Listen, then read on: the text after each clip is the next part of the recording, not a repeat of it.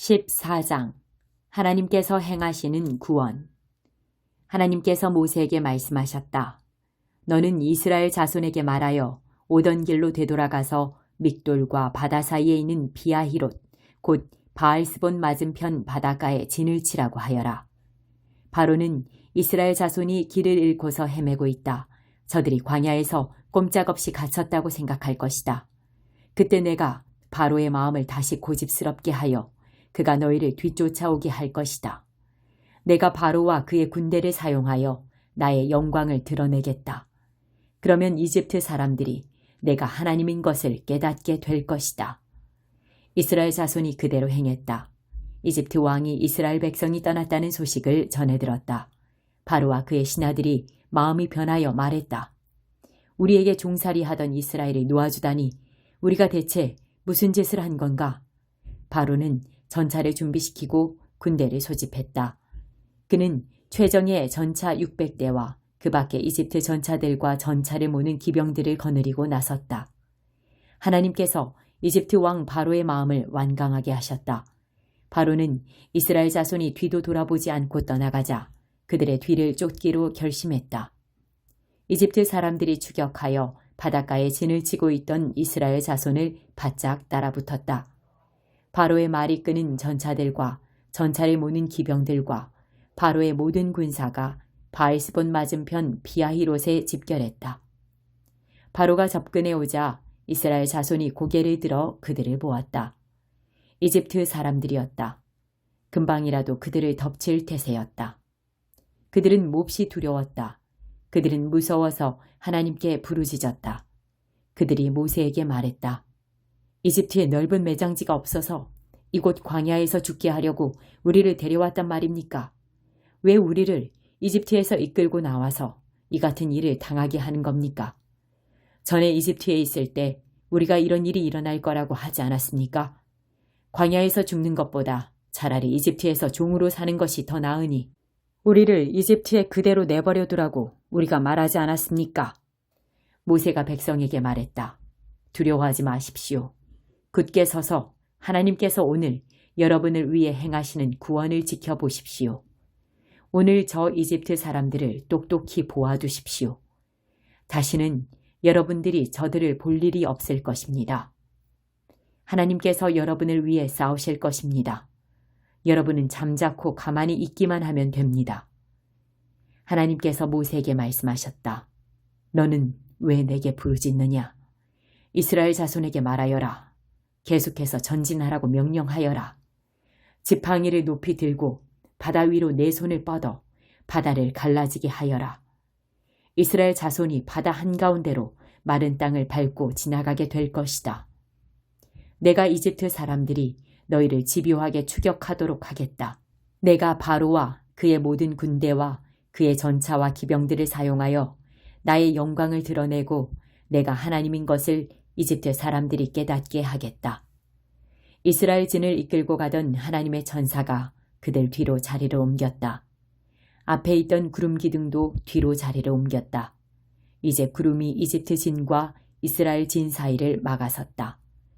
구름이 한쪽 진은 어둠으로 덮어버리고 다른 쪽 진은 빛으로 환하게 밝혀주었다. 두 진이 밤새도록 서로 가까이 가지 못했다. 모세가 바다 위로 손을 뻗자 하나님께서 밤새도록 강한 동풍으로 바닷물을 물러가게 하셨다. 하나님께서 바다를 마른 땅으로 만드셨다. 바닷물이 갈라졌다. 물이 갈라져 좌우의 벽이 되자 이스라엘 자손이 바다 한가운데로 마른 땅을 밟고 지나갔다. 이집트 사람들이 그들을 맹렬히 추격하여 쫓아왔다. 바로의 모든 말과 전차와 기병들이 바다 한가운데로 달려들어왔다. 새벽녘이 되자 하나님께서 불기둥과 구름기둥에서 이집트 군대를 내려다보시고 그들을 공포 속으로 몰아넣으셨다. 하나님께서 그들의 전차 바퀴를 움직이지 못하게 하시니 전차 바퀴가 진창에 박혀 옴짝달싹하지 못했다. 이집트 사람들이 말했다. 이스라엘에게서 도망쳐라. 하나님이 그들 편이 되어 이집트와 싸우고 있다. 하나님께서 모세에게 말씀하셨다. 내 손을 바다 위로 뻗어라. 그러면 바닷물이 이집트 사람들과 그들의 전차와 기병들 위로 다시 덮칠 것이다. 모세가 바다 위로 손을 뻗었다. 날이 밝으면서 바닷물이 원래 있던 자리로 되돌아왔다. 이집트 사람들이 달아나려고 했으나 하나님께서 이집트 사람들을 바다 한가운데 쳐넣어 버리셨다. 바닷물이 다시 돌아와서 전차와 기병들을 덮어버렸다. 이스라엘을 추격하여 바다로 들어온 바로의 군대 가운데 살아남은 사람이 하나도 없었다.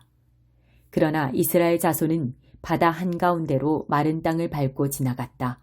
바닷물이 그들의 좌우에서 벽이 되어 주었다. 그날 하나님께서 이스라엘 자손을 이집트 사람들의 압제에서 구원해 주셨다. 이스라엘 자손은 이집트 사람들이 죽어서 바닷가로 밀려오는 것을 보고 하나님께서 이집트 사람들에 맞서 행하신 큰 권능을 깨닫게 되었다. 백성이 하나님 앞에서 그분을 경외하며 하나님과 그분의 종 모세를 믿었다. 17장 깨알 만한 믿음만 있어도. 예수께서 제자들에게 말씀하셨다. 힘든 시련과 유혹이 오기 마련이지만 누구든지 그것을 초래하는 자는 불행하다. 이 사랑스러운 어린아이들 가운데 하나를 괴롭히느니 차라리 맷돌을 목에 두르고 깊은 바다를 헤엄치는 편이 낫다. 조심하여라. 내 친구가 잘못하는 것을 보거든 바로잡아 주어라. 그가 내 지적에 응하거든 용서하여라. 설령 너에게 하루에 7번 되풀이해서 잘못하더라도 그가 7번 미안하네 다시는 그러지 않겠네 하거든 용서하여라. 사도들이 주님께 다가와서 말했다. 우리에게 더 큰 믿음을 주십시오. 그러자 주님께서 말씀하셨다. 너희에게 필요한 것은 더 큰 믿음이 아니다. 더 큰 믿음도 없고 더 작은 믿음도 없다. 너희에게 나달 하나만한 믿음, 깨알만한 믿음만 있어도 너희가 이 뽕나무더러 가서 호수에 뛰어들어라 하고 말할 수 있다. 너희가 말하면 그렇게 될 것이다. 너희 가운데 누가 종이 있는데 그 종이 밭을 갈거나 양을 치고 나서 들어왔다고 해보자. 너희라면 그의 겉옷을 받아주고 식탁을 차려주며 그에게 앉아서 먹어라 하겠느냐. 오히려 저녁을 준비하여라. 옷을 갈아입고 내가 커피를 다 마실 때까지 식탁에서 시중들어라. 그런 다음에 부엌에 가서 저녁을 먹어라 하지 않겠느냐. 종이 당연히 해야 할 일을 했다고 특별히 감사를 받더냐. 너희도 마찬가지다. 너희는 당연히 해야 할 일을 끝내고 나서 일을 마쳤습니다. 명령하신 대로 우리가 했습니다 하고 말하여라. 예수께서 예루살렘으로 가시는 길에 마침 사마리아와 갈릴리 경계를 넘어가셨다. 예수께서 한 마을에 들어가시다가 나병 환자 10명을 만나셨다. 그들은 거리를 두고 서서 목소리를 높여 외쳤다. 주 예수여, 우리를 불쌍히 여겨 주십시오. 예수께서 그들을 유심히 보시며 말씀하셨다. 제사장들에게 가서 너희 몸을 보여라. 그들은 갔고 가는 길에 그 몸이 깨끗해졌다. 그들 가운데 한 사람이 자기가 나은 것을 알고는 하나님께 소리 높여 감사하고 영광을 돌리며 가던 길을 되돌아왔다. 어떻게 다 감사해야 할지 몰랐던 그는 예수의 발 앞에 무릎을 꿇었다. 그는 사마리아 사람이었다. 예수께서 말씀하셨다.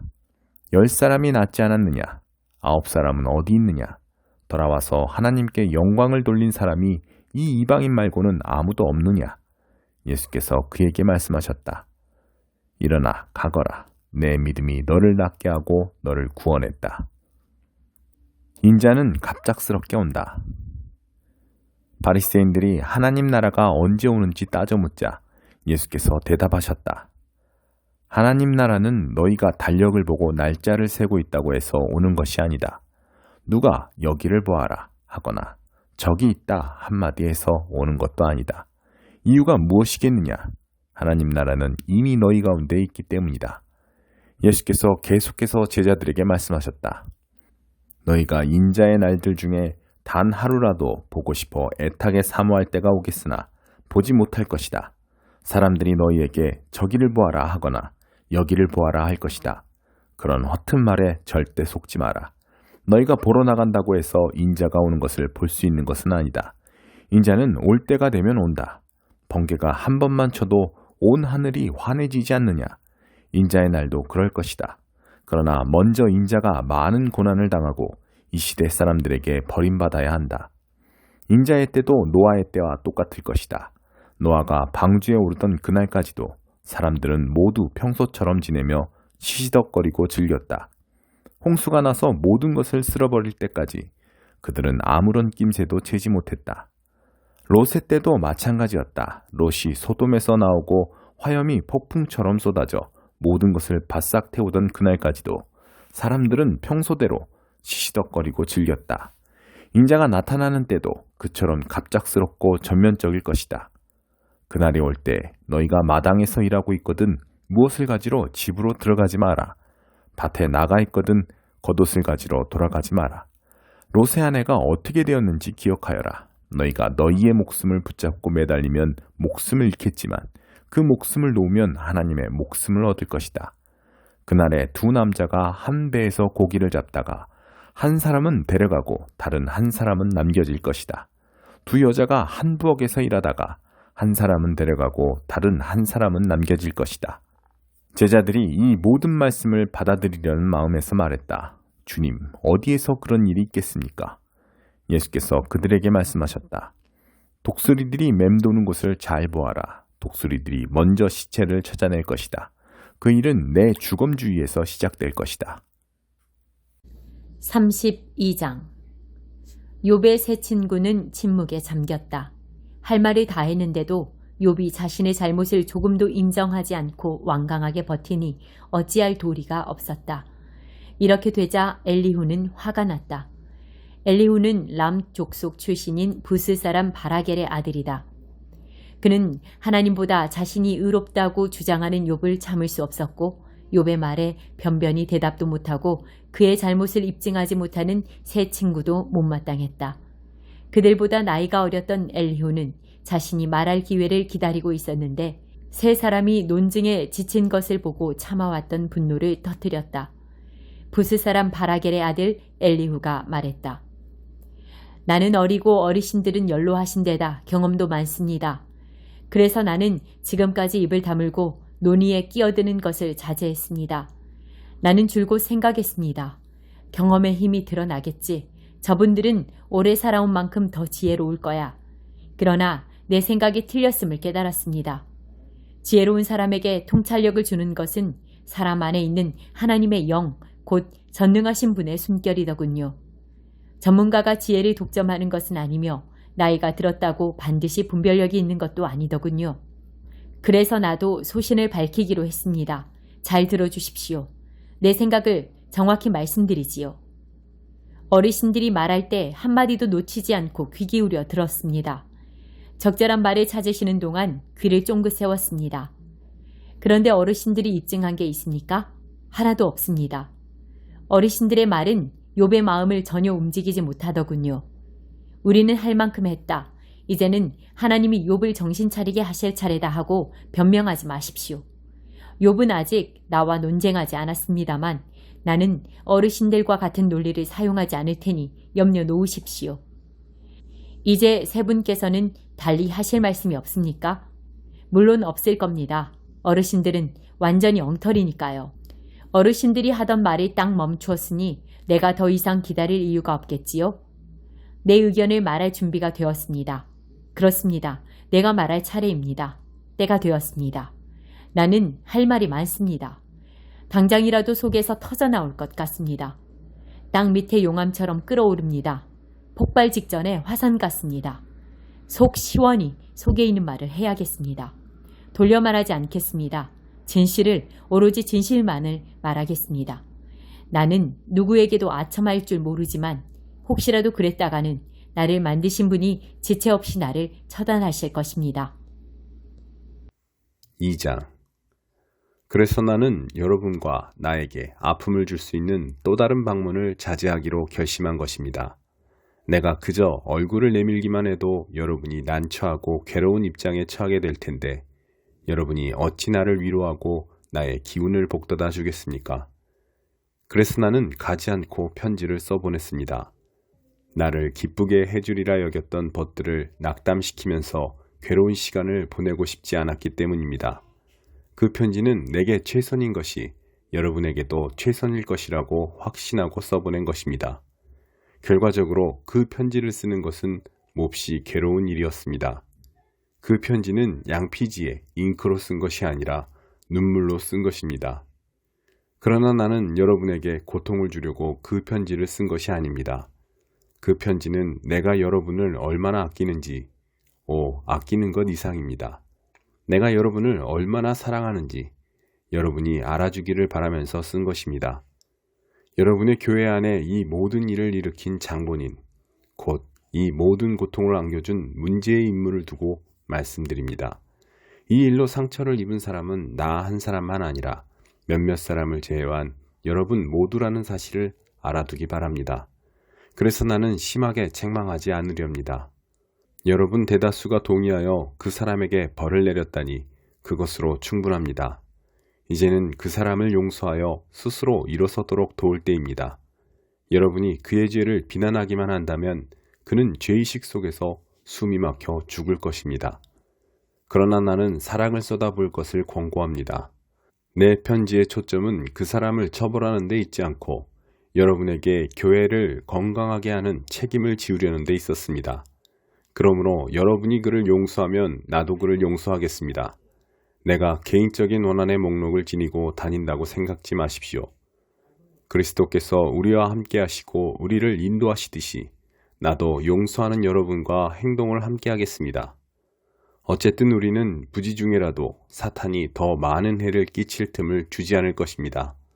우리는 사탄의 교활한 책략을 잘 알고 있습니다. 그리스도의 향기. 내가 메시아의 메시지를 선포하려고 드로아에 이르러 보니 이미 문이 활짝 열려 있었습니다. 하나님께서 문을 열어두신 것입니다. 나는 그저 그 문을 통과하기만 하면 되었습니다. 그러나 여러분의 소식을 가지고 나를 기다리고 있던 디도를 만나지 못해서 나는 마음을 놓지 못했습니다. 여러분을 걱정한 나는 그곳을 떠나 마케도니아로 갔습니다. 디도를 만나 여러분에 관한 든든한 소식을 듣기 위해서였습니다. 그리고 감사하게도 여러분의 소식을 들었습니다. 하나님께서는 메시아, 곧 그리스도 안에서 우리를 이리저리 데리고 다니면서 끊임없이 계속되는 개선 행진에 참여시키고 계십니다. 그분은 우리를 통해 그리스도를 아는 지식을 제시하십니다. 우리가 가는 곳마다 사람들은 고상한 향기를 들이마십니다. 그리스도로 인해 우리가 하나님께 달콤한 향기를 피워올리면 구원의 길에 들어선 사람들은 그 향기를 맡고 알아봅니다. 그 향기는 생명을 드러내는 향기입니다. 그러나 멸망의 길에 들어선 사람들은 우리를 썩은 시체에서 나는 악취처럼 대합니다. 이것은 엄청난 책임입니다. 이 책임을 떠맡을 역량이 되는 사람이 누구이겠습니까? 아무도 없을 것입니다. 그러나 적어도 우리는 하나님의 말씀을 가져다가 거기에 물을 타서 거리로 나가 값싸게 파는 일은 하지 않습니다. 우리는 그리스도가 보시는 앞에서 말합니다. 하나님께서 우리의 얼굴을 보고 계십니다. 우리는 하나님에게서 할 말을 직접 받아서 할 수 있는 한 정직하게 전합니다.